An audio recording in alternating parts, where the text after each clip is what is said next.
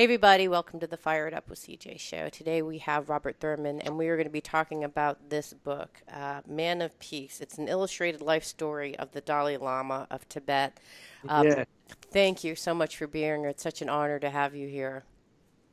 Well, thank you. It's my honor to be here. And thank you so much for reading the book and for being interested in this book. We're so proud of it, actually.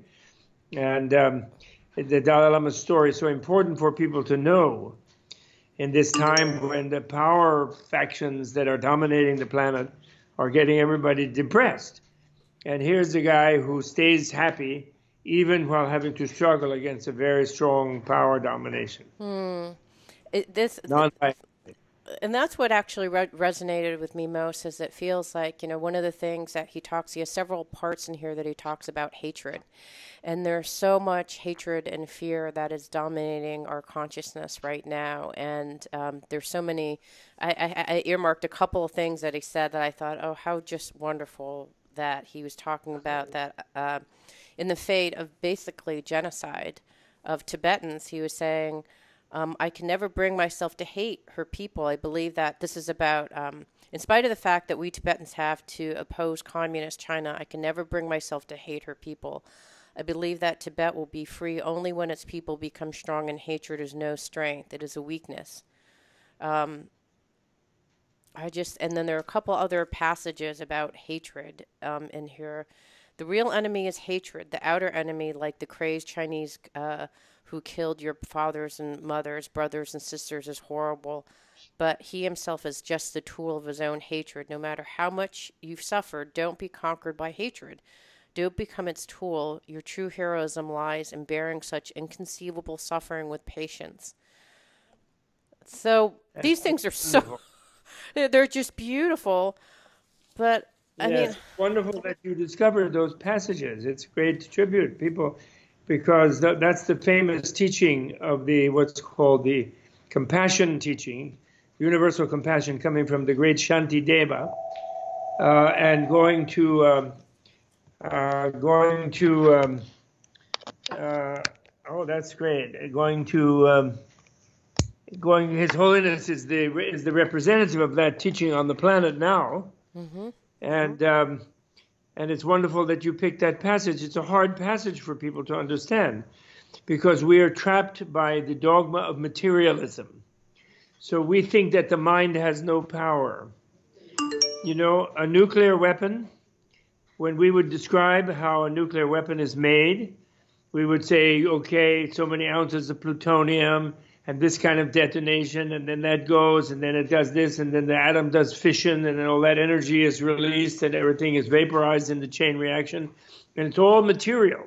mm, But the quantum physicists themselves proved that when you go to a really subtle level in reality, below the wave particle paradox, where you can't actually go without the mind going, because there's no objectivity in there, because your mind interferes with what you're looking at because the mind is engaged with it.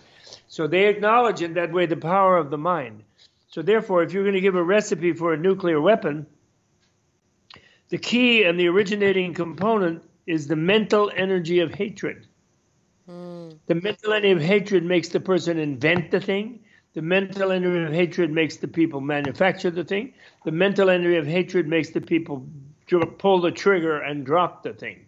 mm. And it's the hatred that therefore is the root cause of the nuclear weapon, not some mechanical plutoniums and stuff, right? Right. So therefore, that is the enemy, the hatred. That's what is destructive. So if you take your own propensity to hatred and you turn it, realizing that your only enemy is hatred, you turn that back on itself.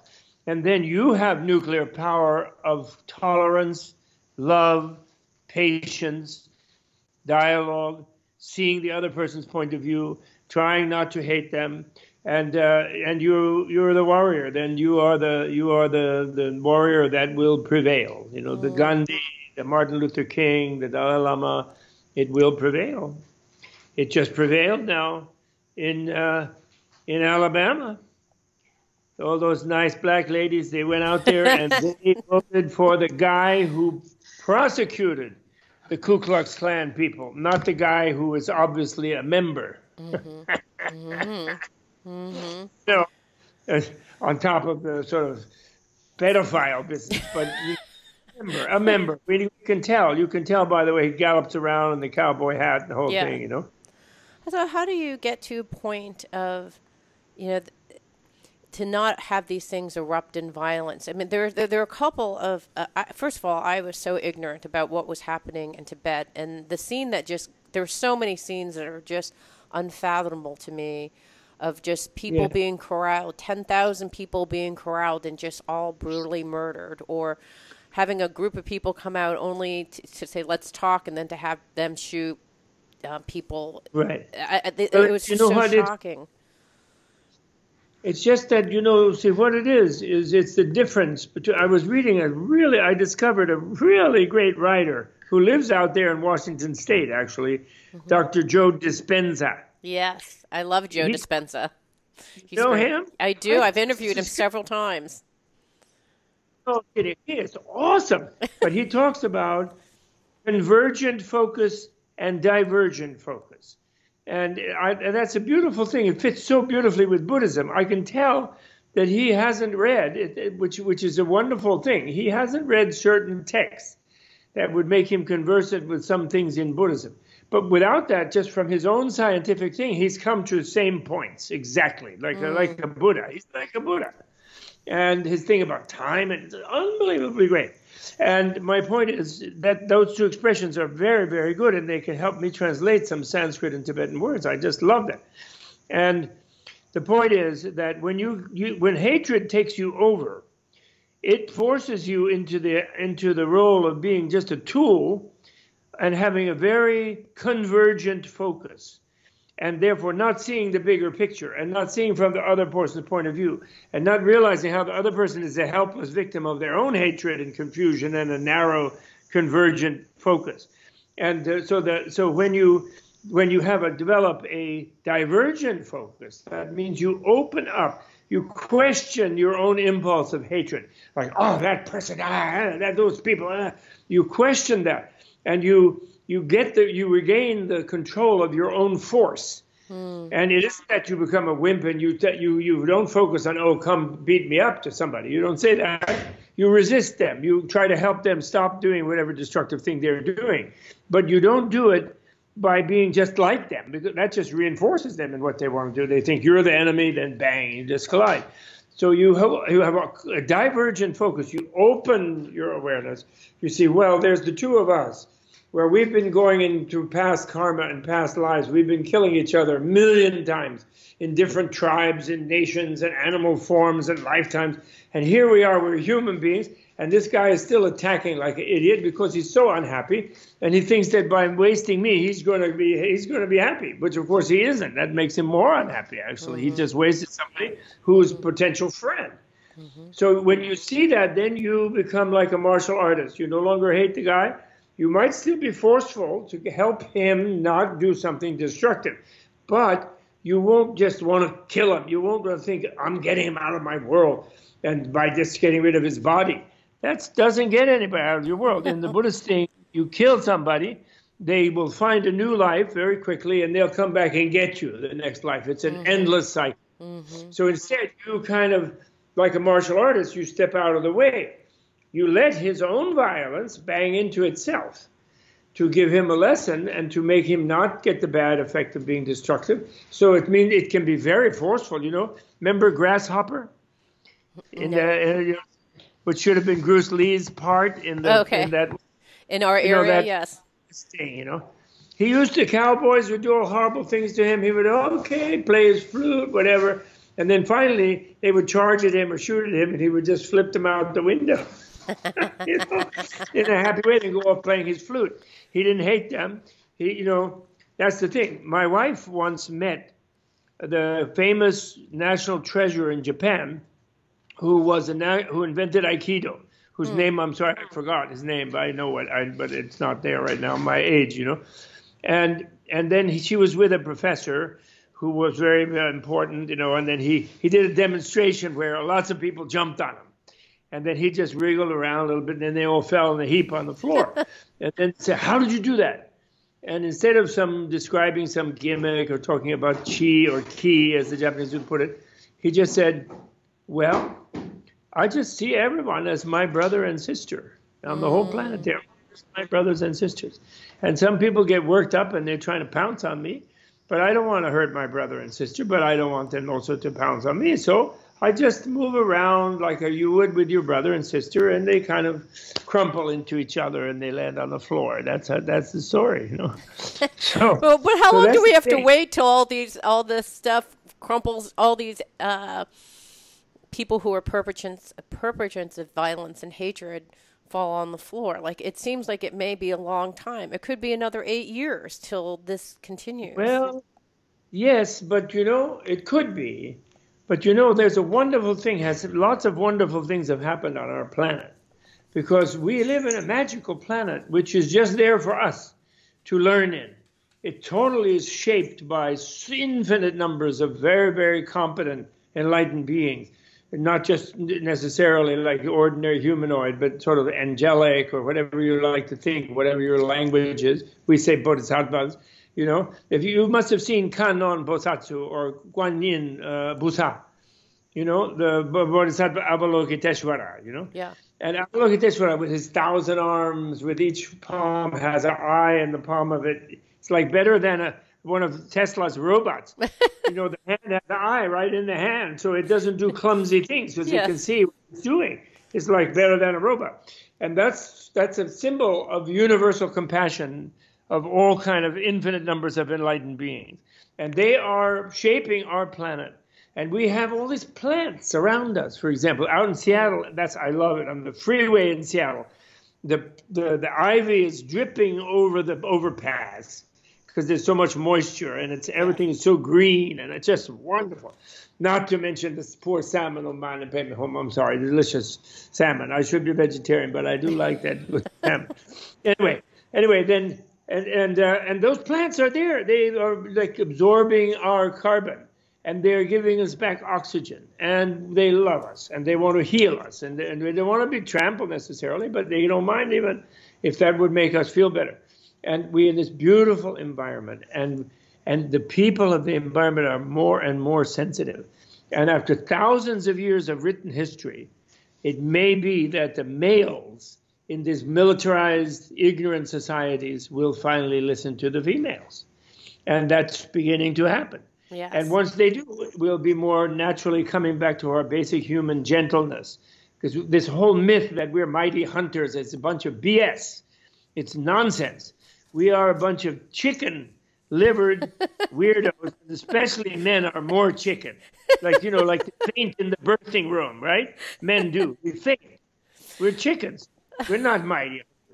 And but we're smart, so we can make nasty weapons, of course, and we have done so. But the point is, we're happier when we are not being violent. We're happier when mom has us nursing us, when our beloved embraces us, and that's the only time. But then we have the emotional plague. Do you know Wilhelm Reich? No. Do you know his expression, the emotional plague? No. The emotional plague is a type of neuromuscular armoring that people get into in militarized and violence-oriented societies, where they are conditioned from youth by being beaten on when they're children, and then put into military thing, and they pull back the pelvis, and they suck in the stomach so the diaphragm is cramped, and they jam their chin into their collarbone, so they can't feel internal streamings. They become locked up inside, and then that gives them kind of control and an insensitivity, and it makes them cruel to other people, because then they feel them deprived themselves because they have no inner pleasure themselves. That's called the emotional plague. And then when they feel somebody or they meet somebody who's like streaming, and you know it's organically, you know, he invented something called orgone energy, but it's like orgasmic energy. And when someone internally is streaming, then they want to choke them or something, because it makes them start to melt their inner blocks, and then they feel die or something if they're not, or they're going to pee in their pants or something if they don't have a rigid control, But meanwhile, having a rigid self-control, they become very frustrated, and they want to burn somebody at the stake, and they want to do define things. You know, they like church lady, right? Somebody has a good time, and they went to a concert and they got blown away and had a good time. But then this church lady says, well, "Did you meet Satan?" well, I think we're. They can't tolerate people being happy. But now, that's why then women, they put them in a box, you know. They know they are the source of streaming and openness and gentleness, because everyone was nursed by a mom. Everyone lived inside and got pushed out and then taken care of helplessly for years. Like, really, if we were scientific, everybody depends on the kindness of strangers, not just Mae West. And so, therefore, we are all becoming more sensitive. You know, before the invasion of Iraq, you know, the American youth, which used to be all brainwashed on cowboys and Indians, they refused to go to Vietnam at a certain point. Then they just can't win anything anymore. And they were most militarized, right, with the whole Indian business and the slavery and the whole thing. But they can't. There's still 15% who are all still locked up in their bodies, and that's why they grab women and do things, because they can't feel, so they don't get satisfied no matter what they grab, you see. That's why they keep grabbing, you know, because they're playing a dominance game rather than a melting game, which is what they need to learn how to play. Right. So what I'm saying is that that's the best explanation. But under that explanation, the people in the planet have become more and more sensitive. And the governments of the planet, who are used to running their societies like a military slave machines with this world war and that world war, they can't really do it anymore. The people are not willing. There are still a few willing, and still few can be terrorized into behaving like that. But, you know, look at Russia. When Yeltsin was there, in the time they tried to break free, then... And we didn't help them properly, actually. But during the time that they did, grandmothers were going in buses down to Chechnya, and they were taking little grandson Ivan out of the line and bringing them back to Moscow, Stalingrad, or wherever it was, in a bus. And the government couldn't do anything about it. And Yeltsin let them do it and just have another vodka. And he let them do it. And then the KGB came back and just flattened Grozny and then started pushing people around. And but they can't last for long because the population doesn't want it. Our population doesn't want it. We didn't want the war in the Middle East. We didn't want the invasion of Iraq. We tried to stop it, but the levers of power are still controlled by people in the pre-World War time. Well, then, just to me, that makes our only hope is that everyone dies soon.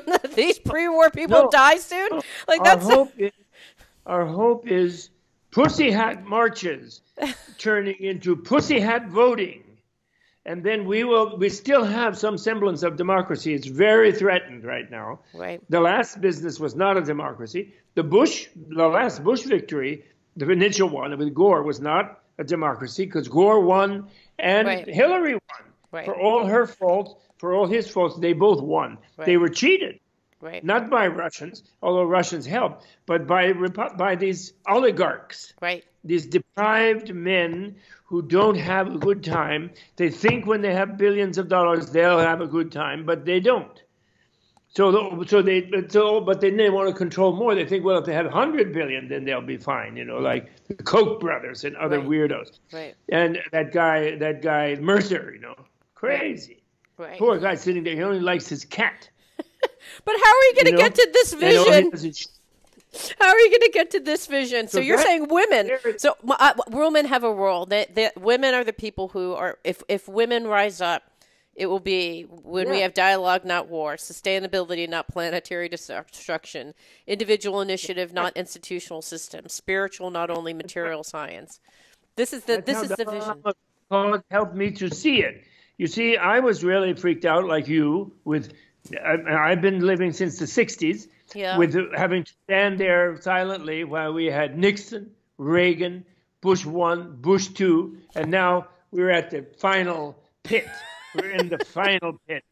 with the most pathetic one of all, the poor fellow. I feel deeply sorry for him.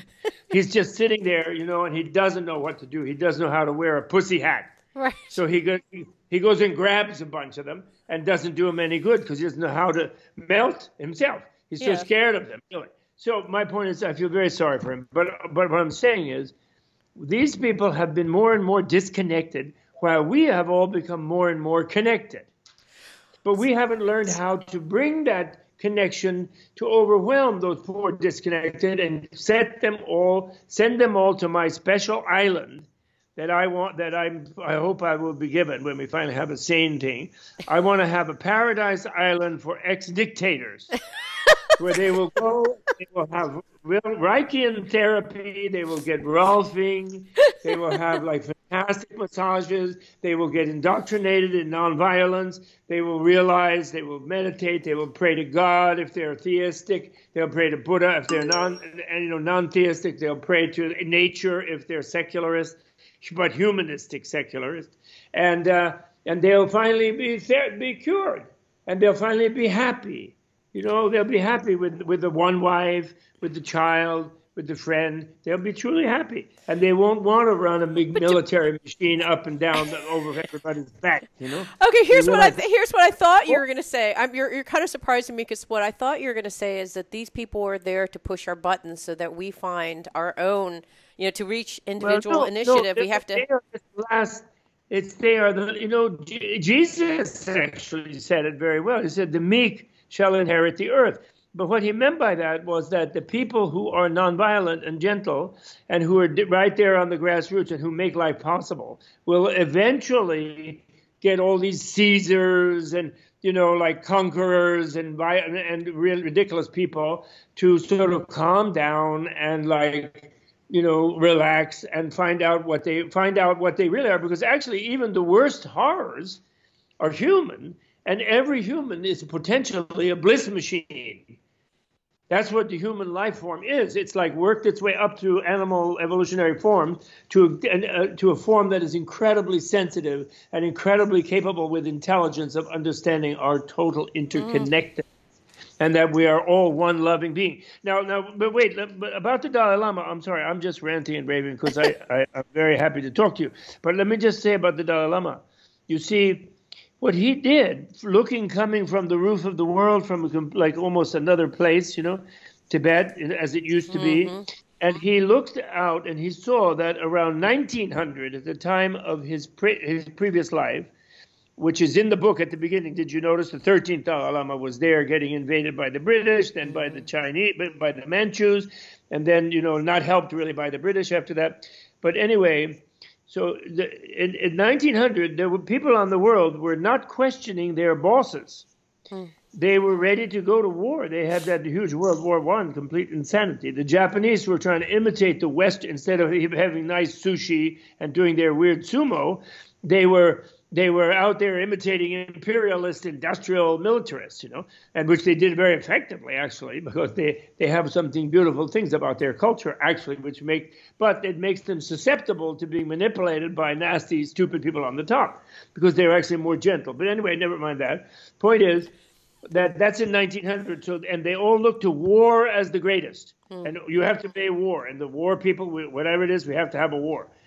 But 2000, everybody doesn't want a war. What is a war? Like, we don't want more Vietnam. We don't want more Afghanistan.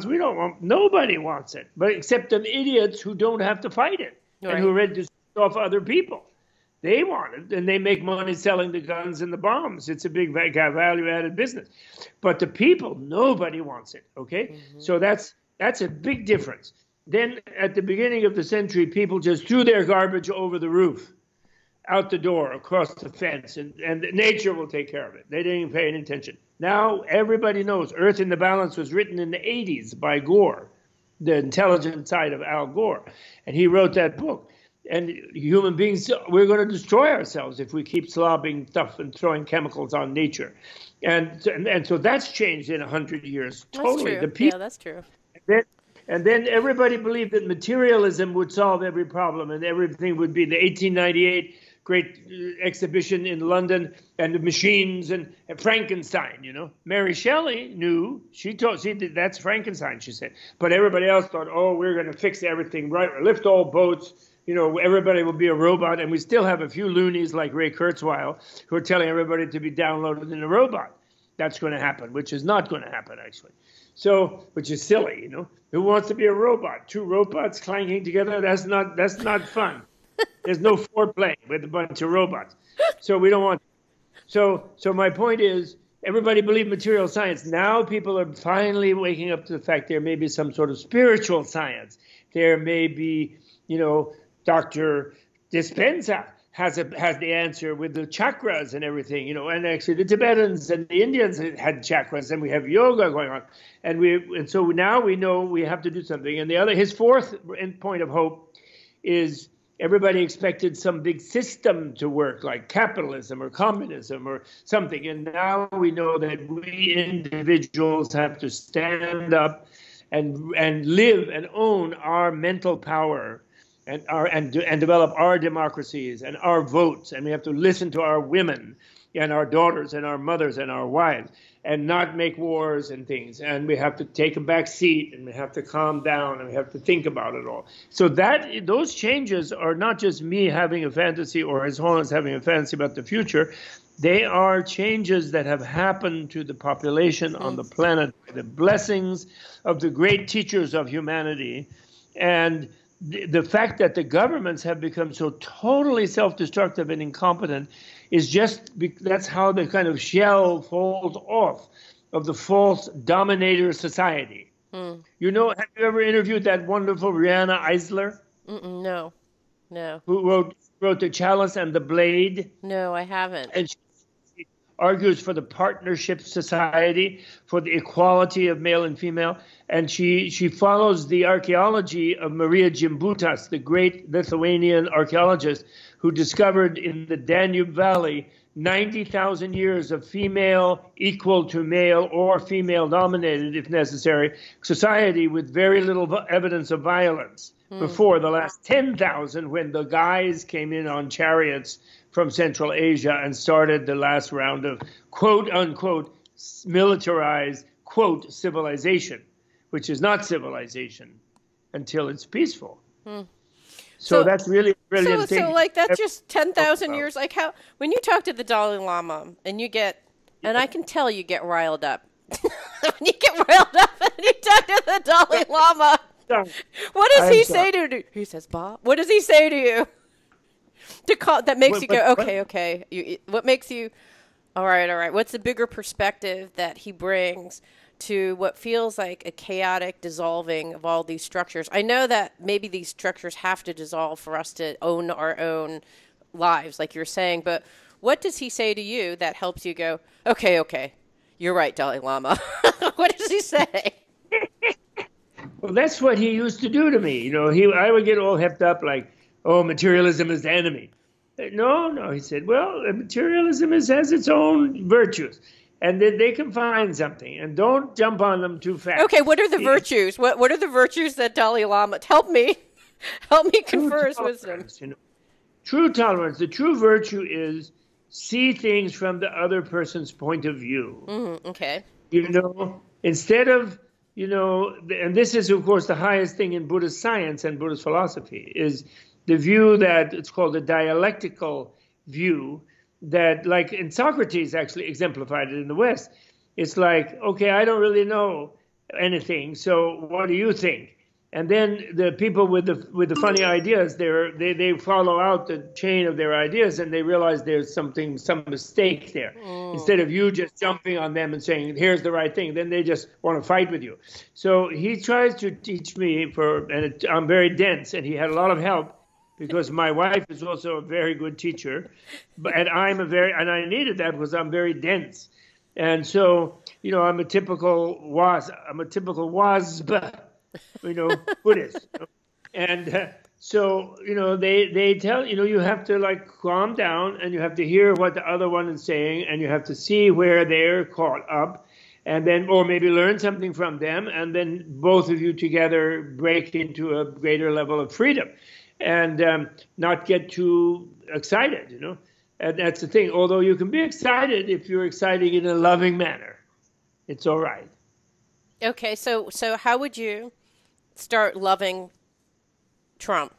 How do you get to the point of loving Trump? Yes. Well, the way to start loving Trump is to keep urging him to resign. Because really, he's put himself, all he wants to do, on the surface, what he's thinking about all the time is how to make money. Because actually, he's a fake billionaire. He's actually very badly in debt. And he's propped up by a bunch of global oligarchs, not only Russian, but mainly Russian, but a bunch of oligarchs. And he doesn't want it to come out that he's so much owned by those people. And really, because he's been a bad businessman, because he didn't listen to good advice all his life. Oh, I see. He's like been bankrupt zillion times. And he's then stiffed a lot of other people, so everybody in business hates him. So only the people who are using him like that. And so he wants to make money. He wants to feel secure with money. That's his whole problem. But that's not going to make him happy. What would make him happy is if he had the kind of therapy that I'm talking about. And, that's with these dictators. It's like the Marcos, Even Reagan, I must say, when he before becoming demented, he kind of behaved a little bit toward the end.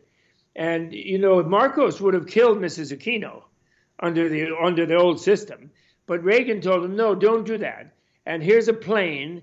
And we have a separate plane for Imelda's shoes. And they flew to a beautiful mansion in Hawaii where he could have a paradise island, Instead of, if you corner those dictators that they're going to be killed if they give up the power, then they'll fight like a badger to the bitter end and take a lot of people down with them. You have to have a nice exit for them. So Trump needs to resign. That's what he needs because that's not loving to him. That's not passionate loving. Pressure. And also he needs to use tell his base. And he needs to tell Bannon that he needs to go have therapy, and I can recommend a few places. And then he needs to go to his quote-unquote base and tell them, don't believe the people I put in the EPA. They should all resign with me. He should use his whatever popularity has left with them to scare those people out of destroying all the agencies, the EPA, the State Department, the Department of Energy, the Department of Justice, and get rid of all those Ku Klux Klan, weird, crazy, self-destructive people, and take them with him to the fabulous spa that we're going to turn maybe the Panama Trump thing, or we'll have a Trump, and put a big fat Trump on top of it. And then they'll go to the spa, and we'll invite Vladimir to come, and we'll invite all of these crazy dictators. And Kim Jong-un will be the guy who can run the entertainment show. He can be the rock and roller. He can be a rapper, and he can rap to all of them with his weird hairdo. And it's like a nightmare. It's like a nightmare island. Weapons, and then that's the way of resisting him. And holding up a mirror to him, like Alex, whatever his name is, the guy on Saturday Night Live. Actor, He's doing a great thing. Yeah. But secretly, I bet Trump watches it and kind of giggles about it. But he gets really mad too, and it's kind of it makes him nauseous. It's so intense, those invitations, All right, I want to ask you about. Before we go too far. Before we go into too far. And Marla Maples and Ivana, and they'll all they will say, okay, we'll help you. We will help him relax. Oh, my gosh. And it's nice that you're not persecuting him in response to all the destructive things he's trying to do and this horrible tax cut that he's trying to rob all the poor people that he said he was going to save. Mm-hmm. But never mind, it's nice of you that you're not being vindictive about it. And send him off to one of these hotels in some paradise island away from where everybody is. And of course, you have security around guarding from the angry people. and then they have to learn they have to have, Rolfing. They have to be Rolfed. Therapy. Overcome their ideology. Okay. And neuromuscular armoring. In this fantasy world, what are they going to learn about voidness, the womb of compassion, emptiness? What are those concepts that we still need to understand that we don't get? Because I think they need to learn them. They will easily get. So those are not complicated. Emptiness only means relativity. It doesn't mean there's a place outside somewhere where you're going to go hide. It's going to be empty. It means everything is empty of any non-connected part or piece, including every person. That's all it means. It's the original scientific discovery of relativity. Relativity means you're totally interrelated. Therefore, you have to relax. You have to surf life. You can't own the wave. If you try to own the wave, it'll smash you onto the shore, onto the pebbles underlying the wave. And you have to learn to do that. And, you know, these guys have this history of abusing their mother. His father probably did. I don't know the full family history. He was sent to a military school where they probably beat him. It's easy. This can all be undone. All his ex-wives and whatever can gather around and try, and he can become a great example of whatever it is. And he has to resign before he has a stroke. If he keeps it up in there, he's going to have a stroke. The guy is completely having fits all the time, and you can't live like that. Yeah, when you've already been an angry type of person and you have bad circulatory system and you eat burgers right and left, guy is not. He's doomed if he doesn't resign. So it's compassion for him to ask him to resign, and that's what you do. And you resist also at the voting box, at least. Yes. If he has some kind of amazing endurance to last through up till 2020 or 2019, get past 2018, we have to take back both houses, get rid of all the Roy Moores in all those houses, totally, and get a lot of new people running. You should run. Okay. You, CJ, should run. You should be senator. Do you have any Republican senators? We have Patty Murray, who's fantastic. We have Patty Murray and Maria Cantwell. So good luck with that. Oh, you have two female senators? Yes. They're Democrats. Fabulous. Yes. And we're well, good. then, but and Jay Inslee, we're good. We're good here on the Seattle side. Have hundreds of members of your posse to run and be joyful. And you know they're all going on. Those pundits who are also a bunch of underpaid and under-pleasured per people who are sitting there like, will the Pussy Hat March, will it translate into political votes? Yes, of course it will. And it better. And also the thousands of women should run for office everywhere. And they should, but everyone should be happy. No one should get angry. And any kind of, you know those people, what are they called? Who are trying to be an alt-left. The alt-left one who want to do violence, they want to fight. The anarchists, right? The anarchists, yes. They should also get some therapy.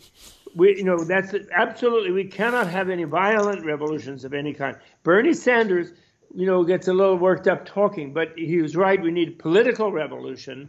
It has to be a happiness and blissful revolution, a joyous revolution. People will get out and vote joyously for the right thing. That's the key thing. It's not really a fantasy. But the fantasy is there because our imaginations, in other words, I want to do that. I put it in the back of the book. Dalai Lama right now is presiding over still a very bad situation in Tibet. Yeah. Because the nice Xi Jinping, who by family tradition would want to be nice to the Tibetans, is not able to change the policy. There's some factions still riding in his Politburo standing committee that want to still crush all the minorities and homogenize them in a blender into becoming Chinese robot communist slaves. And so they don't want Tibetans who are very free, nomadic individual, or Uyghurs, in Xinjiang, or Mongolians. They don't want them. But that's a silly. Even the Mongolian Empire, they allowed the people under them to be themselves. And that's how it flourished for a while. And China, believe me, it's going to really flourish. It's going to be great because the Chinese people themselves don't want to be robot slaves. There is no people on earth that want to be anybody's robot slave. Those are false, racist stereotypes that people think, certain people like to obey the boss. They don't have any notion of individualism. That's false. Every Chinese is very individualistic. They just read Monkey. Read that book, Monkey. What they idealize. Did you ever read Monkey? No, I really want to read that. Great Chinese novel about a magic monkey who helps the Bodhisattva go to India to get the Buddha teaching. It's really sweet. It's very cute, actually. Anyway, never mind. So the point is that we need to uphold this kind of positive vision, even though people can say, "Oh, you're in la la land. Oh, you're so unrealistic." Meanwhile, it's obvious, isn't it, that ExxonMobil is unrealistic in the sense of they can think they can burn all that fuel and that it won't just choke them. And look at the weather. Look at Houston. I know. Flooded, like it dumped like a zillion gallons of water in 5 hours on them. There's no way that they are going to not self-destroy if they keep behaving like they do. So they know that's why Rex quit and became State Department. And now he doesn't know what to do. I feel sorry. I actually feel sorry for him. What is realistic, out there in Stanford, that Jacobson guy, I think Jacobs or Jacobson, he has a working group. Every state in the union could have 100% renewable energy in 7 years, with millions of jobs of manufacturing the panels and the wind turbines and the whatever it is, 100% easily, and cheaper, and with plenty of employment, distributed energy production. That's what's realistic. What's idealistic is we can just go on like this, sending out diesel fuel and whatever, but then we'll all go to Mars. We'll all go to Mars. Like the Donald has started on that. Did you see that? I did see that. I did see that recently.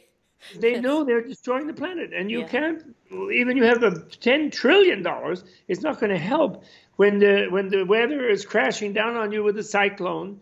No matter what you're in, or if you're in an underground bunker, it'll be an earthquake. Right. There's no way we can do this. So this kind of fantasy that I'm sharing is realism, actually, is our happiness. And besides which, I have a slogan that I put in a previous book called Why the Dalai Lama Matters.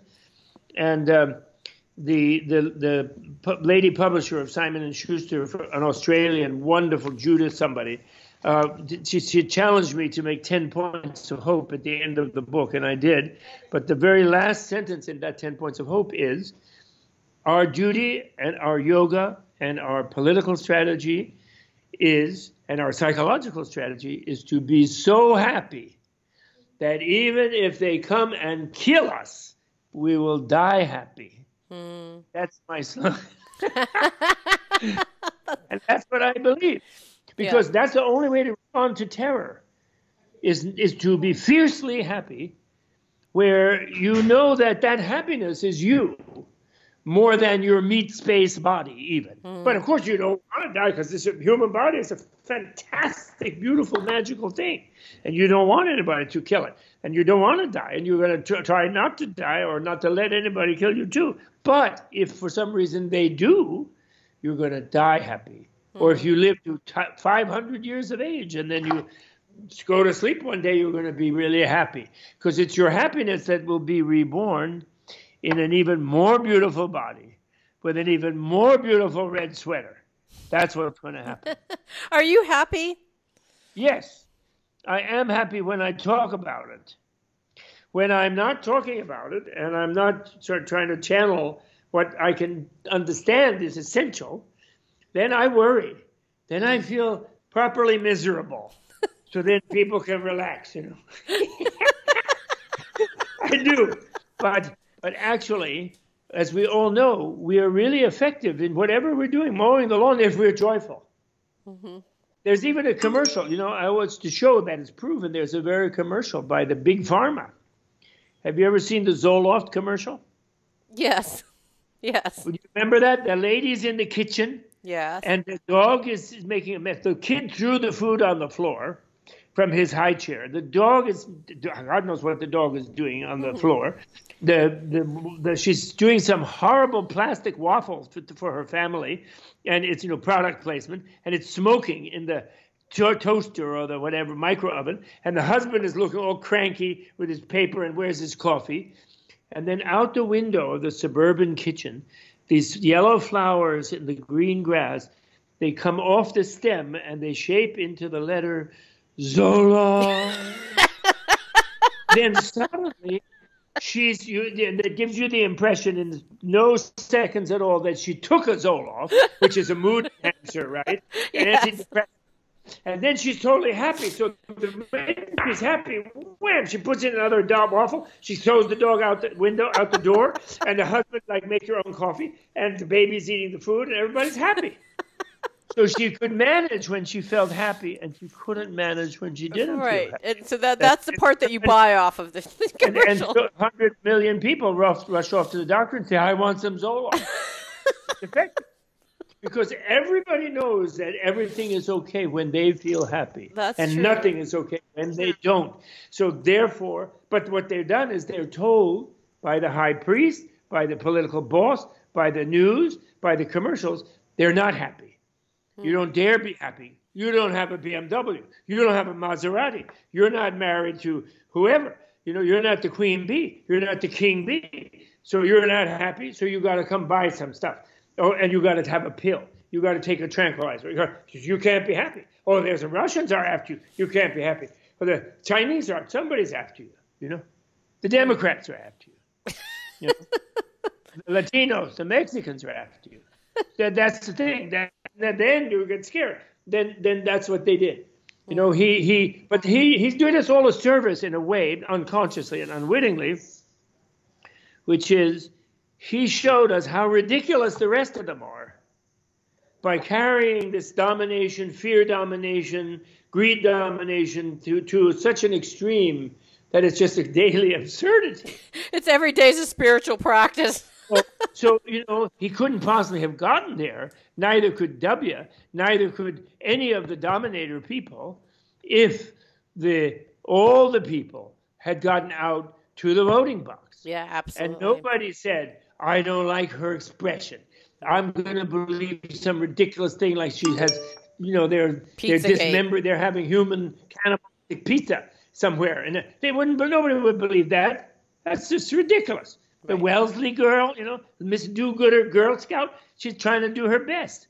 Sure she had to get some money because she's fighting these ridiculous Citizens United people. That was the thing about her and against her.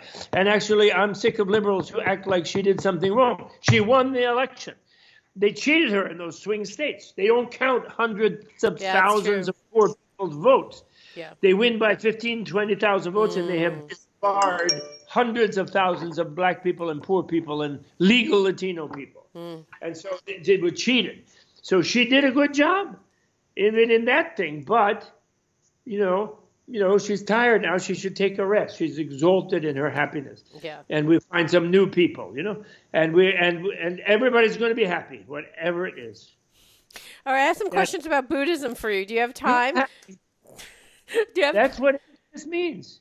Bliss void indivisibly. Yeah. What's the question? Okay. I don't even know where to start. I wanted to ask you, I don't know if you have enough time, because I wanted to ask you about you and your relationship with the Dalai Lama. Do you have time? Oh, sure. Okay. I love that guy. He's great. Initially, I was so fanatical, and I had to be a monk. I got to meet him. My original teacher was a very old Mongolian, sort of like that guy in the Karate Kid. He was like a guy like that. And he was really awesome. He lived in New Jersey, actually. Wow. And he'd been all over the world. He was born in 1901. He'd been all overseen Russia. He was from the branch of the Mongolians who live in Russia, and they all knew Russian. They saw the whole thing. He escaped during the revolution, lived in Tibet for 35 years. He saw the Mongolian communism, Chinese communism, disaster. He came to the States in the 50s. And I found him after going to India looking for a guru. I had to come back for a short family reason, and then I met him, and he was my guy. And I was so fanatic, I had to be a monk. And he kept saying, you're living like a monk while you're studying, but you have a different karma. You're not going to remain a monk, so don't be a monk. Buddhist monks have to be monks for life. And I know you want to be for life, but you're not going to do it, I'm telling you. But I wouldn't listen. So he took me, said, well, okay, I'll take you to India and I'll introduce you to Dali Lama, and you can work with him, and maybe he'll make you a monk. So I went there, and he told Dali Lama, and I said, oh, Your Holiness, I want to be a monk. And I was all excited. And he said to the Dalai Lama, don't make him a monk. He's very sincere. And, I think you'd be interested because he learned to speak Tibetan already fluently. And he's really smart. He's a little proud and crazy, but all Americans are. And so, but he's very smart and he speaks Tibetan. And so you might work, but don't make him a monk because he won't be able to stay a monk, even though he thinks he will. And he's sincere. He's not fooling, but he just won't. But anyway, he said, I'm this old Mongolian, you're the Dalai Lama, you decide. So Dalai Lama hesitated for 6-8 months, and then he did make me a monk because we became fast friends. Because he downloaded Harvard and Exeter and I don't know what all for me in Tibetan language. And we met all the time and irritated all his secretaries and whatever it is. And then I was like so pious. And then once I was a monk, I was like, well, we're monks together. Why don't you just resign from having to take responsibility for the Tibetan people? The Buddha, he left his throne and he just was a monk. So you wouldn't have to worry. You could just be an international guru and have a great impact. He said, yeah, nothing I'd rather do, he said, but I can't because they depend on me and it is my responsibility. And I didn't understand, I was so pure. I was trying to be more Dalai Lama than the Dalai Lama. And he's such a nice person. He tolerated me and he still liked me. So then I had to come back here for a while. And they sent me to Argentina with the Lama because I also spoke Spanish in those days. And I translated from Tibetan to Spanish. And that didn't really work out. So I came back here to my original monastery. And then my old Mongolian turned out to be true. We were in the middle 60s, civil rights movement. Some of my old friends were either stoned or getting beaten up by cops. And also anti-war movement. So I became my American thing, I felt I should do. So I was trying to march with them like a monk. And some of them were afraid, like Vietnam, I might burn myself or something, which I wasn't going to do. Right. But anyway, and then my old Mongolian said, you can't do that if you're a monk. You stay in the monastery and they will do what they do. Or if you want to go join them, you can't do it from this monastery. We don't do that. So then I said, well, I have to resign then. And I tried to give him back my robes, which is what it's called. Then he said, I'm not taking them back. I didn't make you a monk. So then I mailed them to India. Oh my God. I couldn't afford to fly there. I was penniless. And then, lucky for me, I met my beloved, who actually, she had married, like I did, an older person early on. But we were both then single.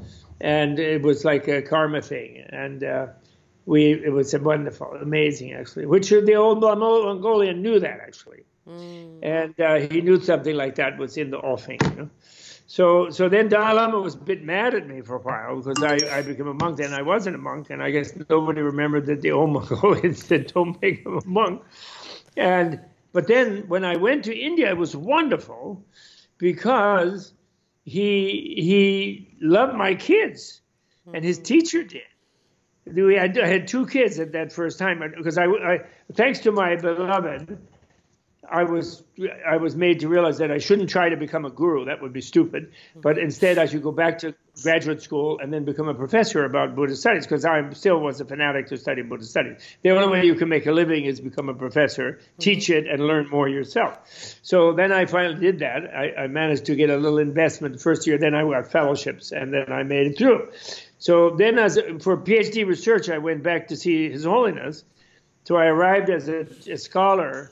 And he was a little miffed with me, I know, but he still wanted to meet me. He was happy to hear I was now going to be a professor and that because we really loved each other. We have a previous life karma too, I'm sure we do, but we were still nervous and breaking. I was scared, So when I went in for the audience, my son, eldest son, who was 3 at that time, he leaped into the Dalai Lama's lap and knocked his glasses across the room. With a big hug, like with golden curls. So then everybody laughed and all of this. And then Dalai Lama gave the new little family his blessing. And he said, well, okay, you're not a monk. Now you'll be a decent husband and a father.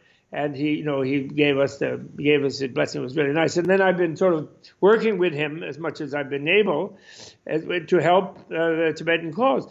And of course, to help the teaching was and then later on, I became so grateful because it helped me a little bit, made me a little less obnoxious, only a little, but some measurable progress, and made me able to manage this family and so on. And so I felt grateful. So then we started Tibet House, to preserve the culture here in New York, although it's Tibet House US. We want to make one out in San Francisco. We want to see a branch in Seattle, in Los Angeles, in Chicago, in Dallas, eventually, you know. So because it's just it's like an embassy for people who are not recognized as a people. And it's not that we're seeking independence for Tibet, because His Holiness is not seeking independence for Tibet. He's happy to be part of China if the Chinese would allow Tibetans to be Tibetan members of China and not force them to be communists or to be Chinese. Yeah, there are some Tibetan communists, but point is not force them is the point. And the Buddhism actually will help even everyone, and it's actually very popular in China. And Xi Jinping rightly is saying now they want to revive Chinese culture. He's very strongly about that, Confucianism, Taoism, and that means 2,000 years of Buddhism, of great Chinese masters of various kinds. And Tibetan Buddhism has things from India that they didn't reach China in the past, but could now reach China. So the Chinese Buddhism would be even more powerful and wonderful with the kind of, you know, partnership with Tibetan style Buddhism. And they share that, you know. And Tibetans have this gift, actually, that they have been saving, because, you know, it got destroyed in India by Muslim invasion originally, and then by European invasion, you know. So the Indians lost track of what Buddhism was. They don't remember. They're just beginning to revive their understanding of it, and how it contributed to their yoga, and it contributed to their gentleness and their vegetarianism and many things, you know. You know, even they lost track of its contribution to their civilization, because some Brahmins decided, you know, because Buddhism was a little critical of the rigid caste system. So that some Brahmins got a little uptight about it after a while. So I have a question. So there's a whole bunch. Dalai Lama is just dead. No, so another thing, every world leader who meets the Dalai Lama, if the Donald actually met him in a circumstance where he couldn't just shout and scream or whatever, you know, he does, you know, like it's going to be really, really great and marvelous, but actually would be quietly be with him, just without any brainwash or any particular thing, just to be present with him, that would be a change for him, because he would feel this there's a man who is a celibate, who has no, you know, he's been celibate lifelong from an age of 6 and 5.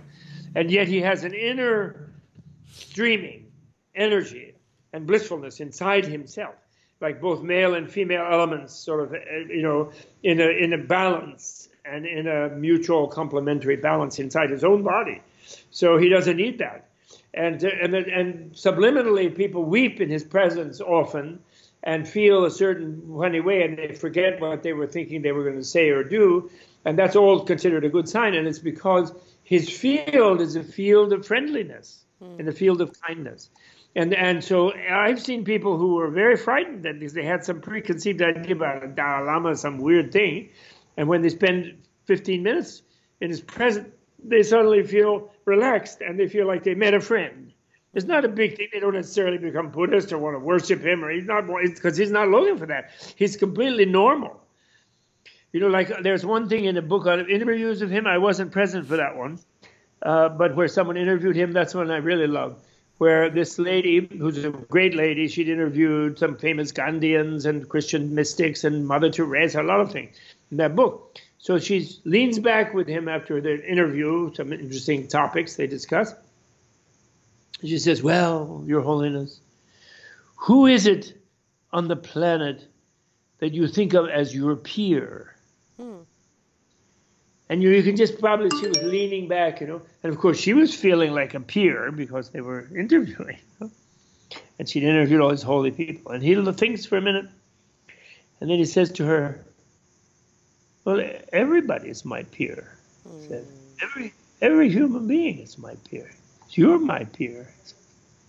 That's the kind of person he is. He didn't say, oh, the Pope maybe. Oh, holy, somebody's been in a cave for 50 years. Oh, so-and-so. He didn't say that. He said, everyone is my peer.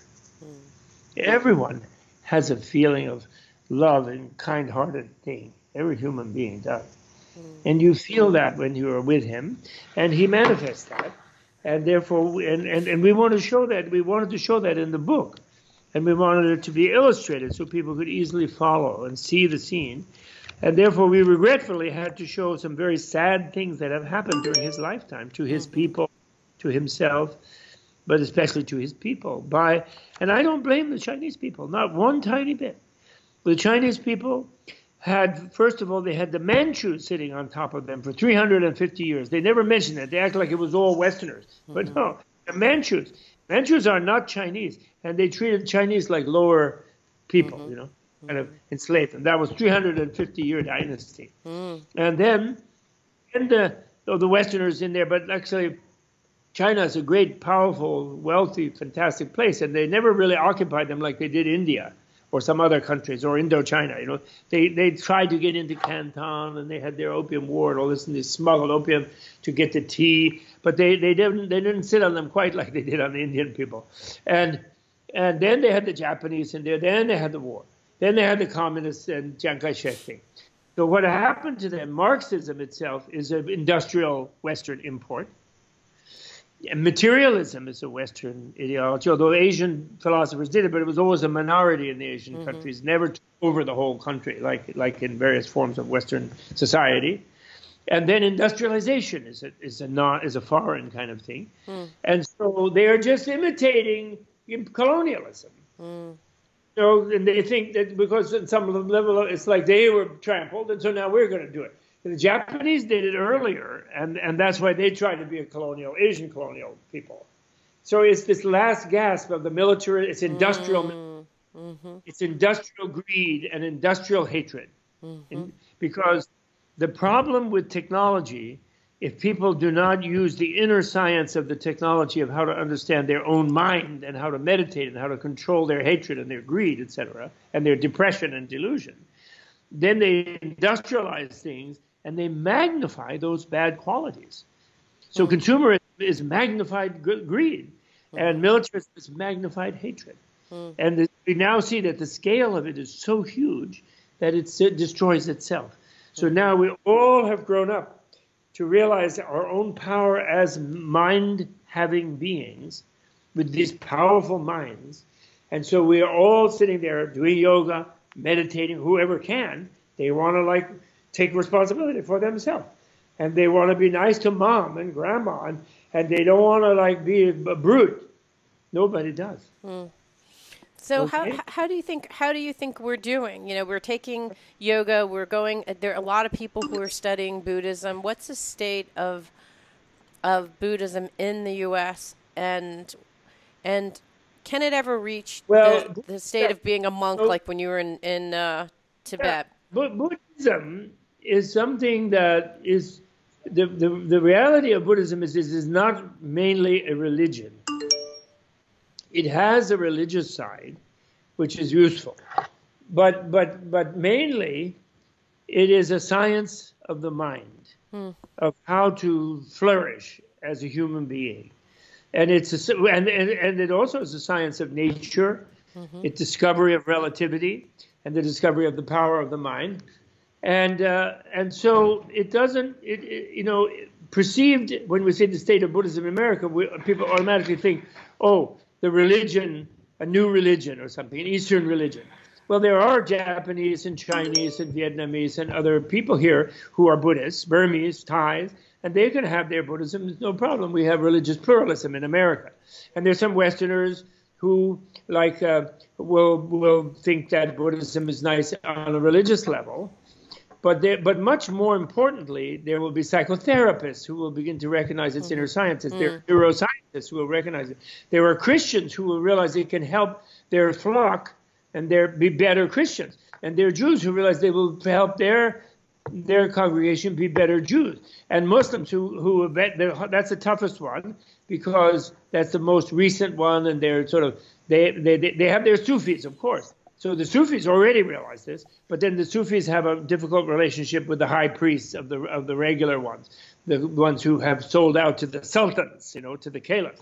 So the point is, all of these religions should keep their flock, but use the mental sciences, combination, seeing them as a combination of Western and Eastern, because India has the best. Hindus are in there too. So that's doing well. If you look at what's called the cultural creatives there's that great book by that sociologist called The Cultural Creatives. 50, 60 million of them since the 60s, or maybe 70 million, the same number as the fundamentalist fanatics who freaked out and tried to go back, take things back, to the medieval period, and with their rapture and all that. And so the cultural creatives, they're not going to be Buddhists, and they don't need to be, and they shouldn't be, because that would just freak out the fundamentalists of the other kind. They could be better at whatever, than the better secular humanists. Carl Sagan can be better, without having to believe any particular religious thing. That's the key. And that has been the secret of Buddhism all along. It never had a problem with Hinduism, really. It never had a problem with Confucianism and Taoism. The only thing it had a problem with other religions was it never liked animal sacrifice. It doesn't mean they were all perfect vegetarians either, but they didn't like holy killing, the idea of holy killing. They thought that was not a good idea. So they asked the Vedic people, for example, in India, to not do animal sacrifice. They make pujas and they offer food and flour, whatever, but not animals, except the Kali is the last little message. There's a kind of Kali thing that still exists. But otherwise, they and the Jains between them changed that in India. So Buddhism does kind of have that aspect with other religions. Yeah. But otherwise, it gets along great. So listen, I have some visitors came to see me, actually a real Tibetan. A really nice Lama who's a dear friend. Okay. And they came to have supper with me. All right. Have a good dinner. What? I said, I wish we could invite you. I would come. We could download you right through the Skype. Okay, here I come. Yes, like Star Trek. Beam down. I love that, actually. Have the person wave to me. Where are they? Have your Tibetan guest come over. Wave to this very nice CJ Lu. Actually, he lives in England. Oh, but hi. You could do an interview. He has a group there. Okay. And he's a great person. His Lelung Tulku Rinpoche. And he's an incarnation. And he's very nice. We were friends for many lifetimes, although we don't remember what they were. At least I don't. But we were. All right. Thank you so much. Okay? Bye. And Thank this is CJ Lu. Hi, everyone. Lovely lady. Bye, everyone. Okay? Have a good dinner. It means so much to me that you're listening to the show. I would love your support in any way by giving me comments below, or to subscribe to the show, or share the show with friends. Thank you again for your support. Love and blessings.